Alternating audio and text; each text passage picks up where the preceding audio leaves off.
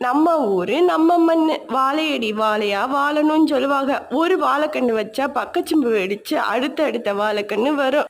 இயற்கை விவசாயம் சொல்றீங்க, உங்களுக்கு என்ன தெரியும்னு கேக்குறீங்க. உண்மைதான், எனக்கு அம்புட்டெல்லாம் தெரியாது. தெரிஞ்ச அளவுக்கு இம்புட்டுன்னு சொல்றேன், கேட்டுக்கங்க. வாழைக்கன்று மனுஷங்களுக்கு மட்டும் இல்ல, தன்னை போன்ற தாவரங்களுக்கும் மரங்களுக்குமே ஒரு பெரிய உரமா அளிக்குது. வாழை மரத்துல இருக்க பக்கச்சிம்பெல்லாம் வெட்டி விட்டாதான் பெரிய வாழை மரம் நல்லா செழிப்பா வளரும். வெட்டி விட்ட பக்கச்சிம்பு நாருமே மித்த மரங்களுக்கு உரமா பயன்படுது. ஒரு மண்சட்டியில் வாழைப்பழ தொலியை பூரா போட்டுட்டு அதுக்கு சரிசமமா மண்டவெல்லத்தை போட்டுட்டு 10 நாள் மூடி வச்சிருங்க. அந்த தயாரான இயற்கை உரத்தை பகுதி பகுதியா எல்லா செடிக்கும் கொடுத்து பாருங்க, எப்படி மகசூல் பூ பூக்குது காய் காய்க்குதுன்னு உங்களுக்கே தெரியும்.